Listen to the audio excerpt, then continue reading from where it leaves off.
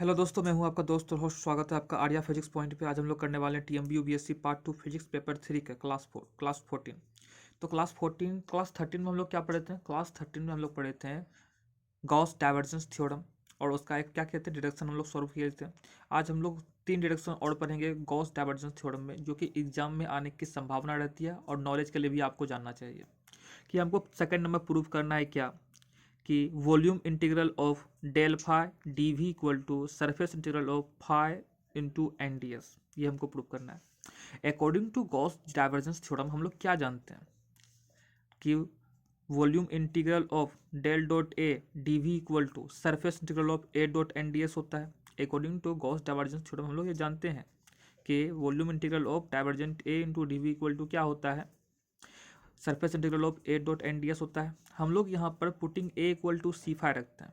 एक जगह हम लोग सी फाई यहाँ पुट करते हैं जहाँ पे सी क्या हो, एक कांस्टेंट वेक्टर हो। तो हम लोग एक जगह सी फाई पुट करते हैं यहाँ पर, तो क्या हो गया, triple integral of del dot C phi D V equal to surface integral of C phi dot N D S. Equation 1 इसको मान लिए।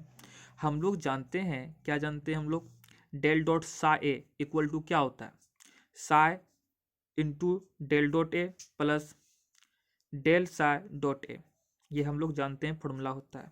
अब साई की जगह पे फाई और एक जगह पे सी हम लोग पुट करते हैं, तो क्या हो जाएगा, del dot phi C equal to phi into del dot C plus del phi dot C. यहाँ पर देखिए डेल डॉट फाई, क्योंकि सी क्या है, सी एक कांस्टेंट वेक्टर है, जब डेल इस पर ऑपरेट करेगा तो उसका वैल्यू क्या हो जाएगा, जीरो हो जाएगा। तो डेल डॉट फाई सी क्या हो गया, डेल फाई डॉट सी हो गया। डेल डॉट फाई सी का वैल्यू क्या निकल गया, डेल फाई डॉट सी। इसका वैल्यू हम लोग इक्वेशन 1 में पुट करते हैं। Putting this value in equation 1 we got, हम लोग क्या पढ़ते हैं कि ट्रिपल इंटीग्रल ऑफ, जो यहाँ पर डेल डॉट सी फाई था वहाँ क्या आ जाएगा, del phi dot C into D V equal to double integration, मतलब surface integration of C dot phi and D S. ठीक है, और यहाँ पर हम लोग क्या किए, एन को अंदर ला लिए, तो क्या हो गया, C dot phi N into N D S. तो यहाँ पर क्या हो गया, सी को बाहर निकाल लेते हैं दोनों तरफ से, क्योंकि सी क्या है, कांस्टेंट वेक्टर है, कांस्टेंट से दोनों तरफ से सी को क्या करते हैं, बाहर निकाल लेते हैं हम लोग।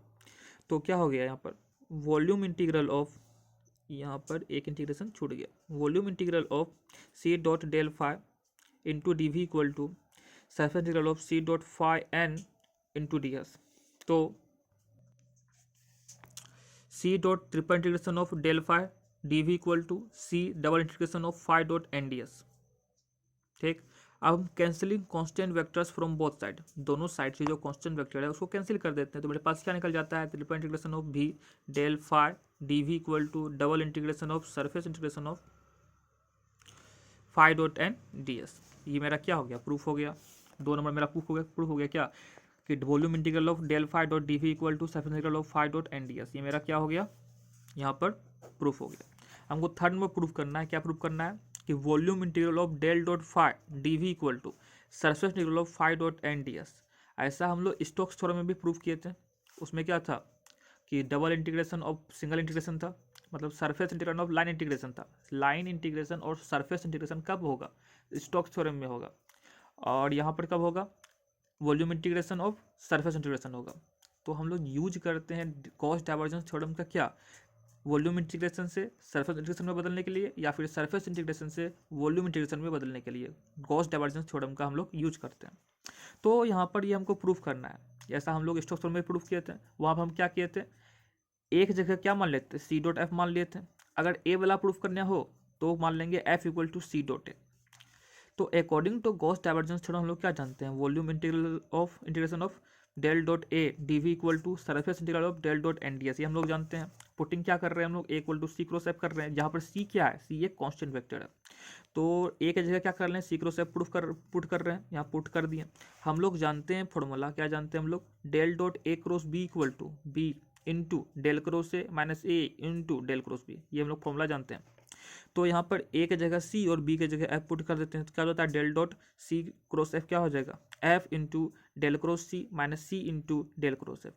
और यहाँ देखिए डेल जब सी के साथ ऑपरेट होगा तो उसका वैल्यू क्या हो जाएगा, जीरो। सी क्यों जीरो होगा, क्योंकि सी एक कांस्टेंट वेक्टर है। तो इसका वैल्यू क्या निकल जाएगा, minus C dot del cross F del dot C cross F का वैल्यू क्या निकल गया, minus C dot del cross F. अब ये वैल्यू जो है इक्वेशन 1 में हम लोग पुट कर देते हैं, तो putting this value in equation 1 we get, हम लोग क्या पा जाते हैं कि minus volume integration of C dot del cross F into D V, इसके जगह हम लोग क्या पुट कर दिए ये, तो माइनस बाहर निकाल दिए, C dot del cross F into D V, तो इक्वल टू क्या निकला, surface integration of C dot F cross N into N D S. यहाँ देखिए क्या किया, यहाँ बीच यहाँ डॉट है और यहाँ पे क्रॉस है, क्योंकि यहाँ पर जो sign of dot and cross product होता है वो इंटरचेंजेबल होता है, मतलब क्या करते हैं, अदल बदल कर सकते हैं।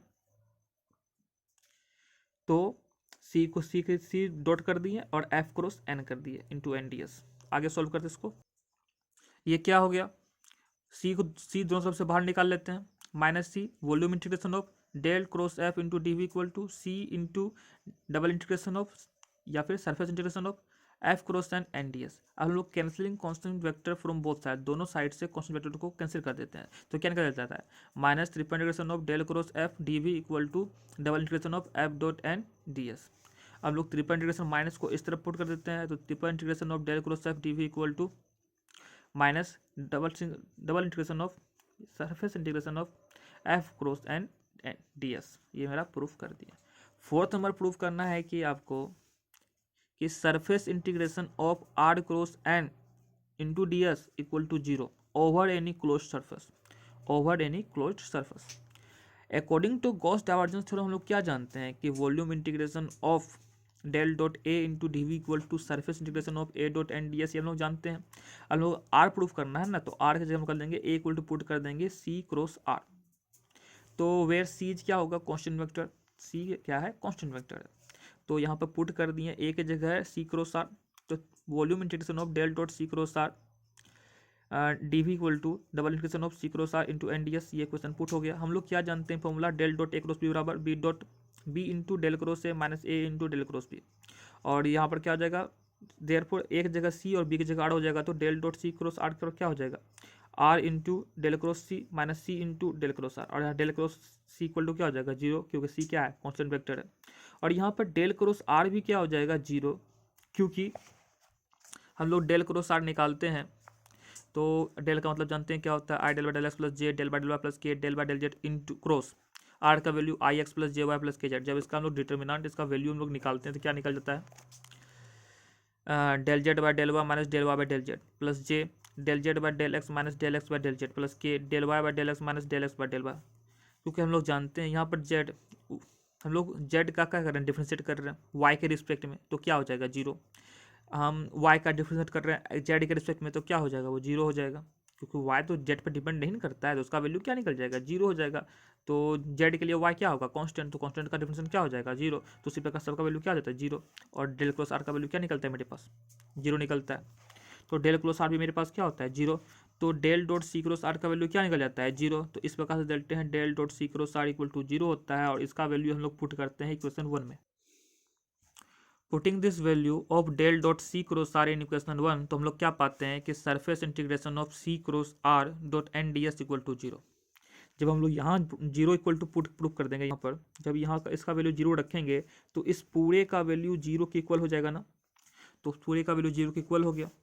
अब सी बाहर निकाल लेते हैं हम लोग C cross R dot N की जगह हम लोग क्या करते हैं, C dot R cross N, क्योंकि हम लोग पहले पढ़ चुके हैं कि the sign of cross and dot product are interchangeable होता है, अदल बदल कर सकते हैं हम लोग, इंटरचेंज कर सकते हैं हम लोग। तो C dot R cross N into D S बराबर क्या हो गया, जीरो।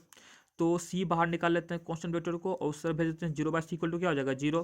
तो double integration of R cross N into D S equal to क्या निकल गया, zero over any closed surface. Alright, तो मेरा फोर्थ नंबर भी क्या हो गया, प्रूफ हो गया। चैनल को लाइक शेयर एंड सब्सक्राइब कर दीजिए। तो गॉस डाइवर्जेंस थ्योरम आपका 2022 के एग्जाम के लिए मोस्ट इंपॉर्टेंट था, समझिए। और चैनल को लाइक शेयर एंड सब्सक्राइब कर दीजिए, सब्सक्राइब तो करिए, और आगे भी वीडियो आता जाएगा। और जो भी आपका जूनियर होगा या सीनियर है, पार्ट 1 पार्ट 2 पार्ट 3, उसको भी चैनल को फॉलो करने के लिए कहिए। मिलते हैं आपसे नेक्स्ट वीडियो में। Tata, see you, signing out, God bless you all, thank you for watching this video.